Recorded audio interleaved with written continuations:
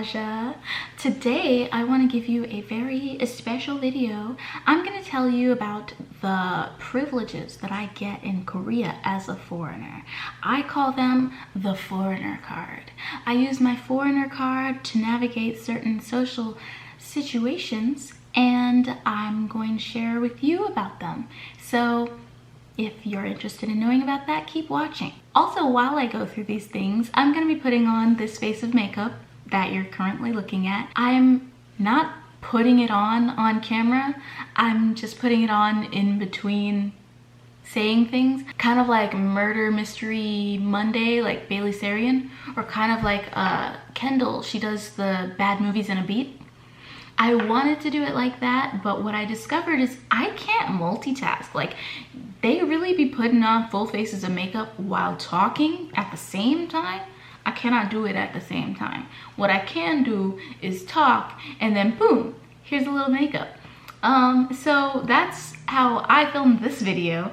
If you're ready to see some of that, go ahead and hit the like button and let's get into it. If you've been watching different content about Korea and life in Korea or being black in Korea, any of that stuff, then you will already know a bunch of the negative things about living in Korea as a foreigner. But I'm going to give you something that I don't think I've seen anyone else do here on YouTube, which is I'm going to tell you about the privileges that you have that other people don't have in Korea. I'm trying to be 100% truly honest with you, so I'm also going to tell you the thing that you don't want to hear, okay? There are different levels to the foreigner card. Obviously, if you're white, you have the most privilege. If you are from a country that is not one of those 7 English-speaking countries, you have less foreigner privilege.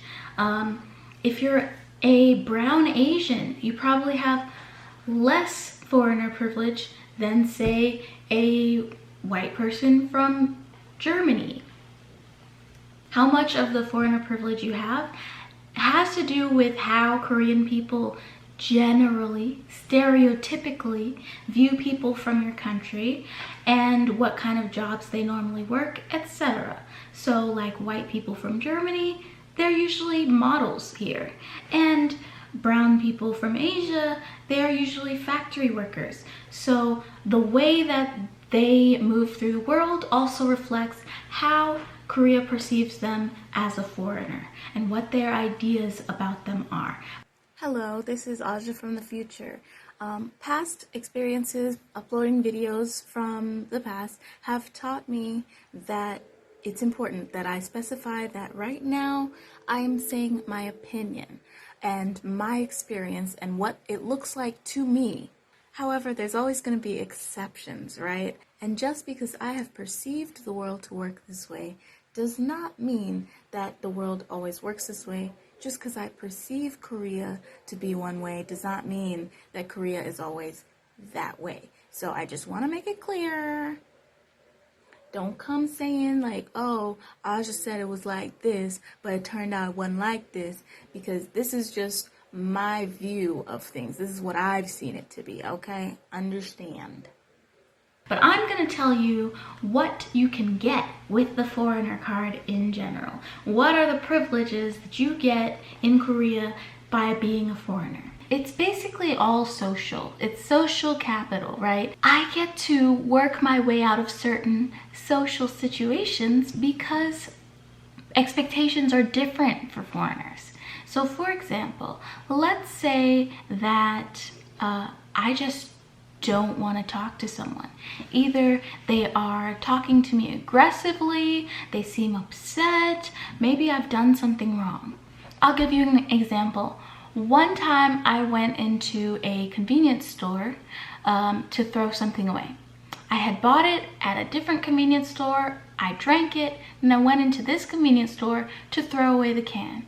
I didn't see any worker right there at the moment, so I threw it away, and as I was leaving, I guess the man heard the can hit the bottom of the trash can or whatever, and he was like, 야! 여기서 버리면 안 돼. 여기 네 쓰레기통 아니야. 너네 집이 아니야. 이거. yeah, he just basically was so angry that I threw away my empty can in that convenience store, because in Korea, trash is a weird issue, but basically you pay for your trash, so people don't want you to come in there and throw away stuff that you didn't buy at that store. And I pretended not to understand what he said. If I was Korean, I obviously could not get away with that, right? So that was me using my foreigner card. Absolutely, I'm gonna use my foreigner card to get out of situations like that. Do you think it's wrong? I don't care. And the reason I don't care is because there are a lot of negative situations that I end up in because I'm a foreigner, right? It's an equal and honest exchange, in my opinion. So yes, that is one way to use your foreigner card. Another way that you can use the foreigner card, I would even argue that you should use the foreigner card, is in situations at work. In Korean job situations, you are often going to be asked to do things that are either outside of your job description, outside of your requirements, outside of your expectations of what you're going to be doing, or just, I don't know, just something extra. Sometimes they just ask you to do something extra. And Korean culture dictates that you kind of can't say no. You reluctantly just do it. But you know what? My culture doesn't dictate that. My culture dictates that when I'm asked to do overtime, I get overtime pay for that. And when I'm asked to do things that are not in my contract, something is given in return. And if I have other obligations or other reasons why something doesn't work for me, I can just say no. I found it really hard to say no to things the longer I've been in Korea, because I'm used to the Korean culture and way of saying, all right, I guess I gotta do this. But you know what? Don't do that. Don't do that. If it's not in your contract, say no. Politely and respectfully. And the reason why is because the more responsibilities you take on, the higher expectations get. Bosses don't realize that what you're doing is your max. They are assuming that whatever effort you put into your job is actually the least effort you could give. And so the more and more they give you, if you might be at your max, but if you don't learn to say no and explain that it's too much, they're just gonna keep adding on. And so use that foreigner card. You know, in my country, we don't do this. In my country, you have to pay me to do that. Or don't even say in my country. Just politely say, no, I'm sorry, I don't have time to do that. No, I'm sorry, I don't have energy to do that. No, I'm sorry, I need more money in exchange for doing that. And they might look at you like, but they're probably thinking, oh, it's because you're a foreigner, you don't know. Accept that, take that, let them think that. Let them think that it's because you're a foreigner and you don't know better. Even though the reality is that it's because you're a foreigner and you have known better. Yeah, you know what I'm saying? You know what I'm saying. I'll give you another example. Let's say you are dating someone and you don't like their dating habits. They text too much, they don't text enough. They want to go on a lot of dates, they don't want to go on enough dates. They want something from you that you don't want to give. Cultural differences. This is especially hard to verify if there's more than just, a difference in country/nationality. For example, if I'm dating someone who's Korean, surely they don't know that much about American culture. On top of that, how much would they know about Black American culture? On top of that, how much would they know about Caribbean Black American culture? Very little. So if I want to say, for example, that no, I'm not gonna go to meet in the middle for our cities. Like, let's say you live far up that way and I live far this way, and you want to meet me for the first date in the middle. I can cite cultural differences for why I think you should just come all the way to me.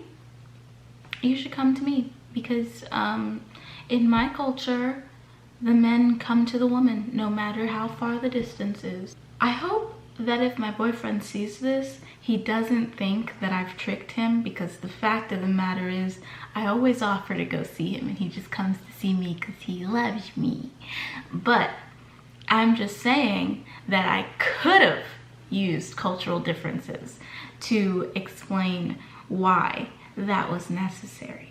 One thing I want to advise to you, if you're going to use the foreigner card, is to keep the same energy. For example, I don't know if you guys know this or not, but in Korean culture, a lot of times at restaurants, if you go to like some group thing, a lot of times the oldest person at the table pays for everything. And that is like, you know, polite, or you know, it's a way of becoming closer to those people who are younger than you. It's just like a nice thing to do. It doesn't always happen that way. It's not a steadfast rule that the oldest person must pay, but sometimes they do. But if you are the oldest person at a certain table, and then you want to use your foreigner card to get out of paying, you say, oh, you know, let's go Dutch like we do in my country. Let's split the bill. Cool, fine, whatever. But keep the same energy.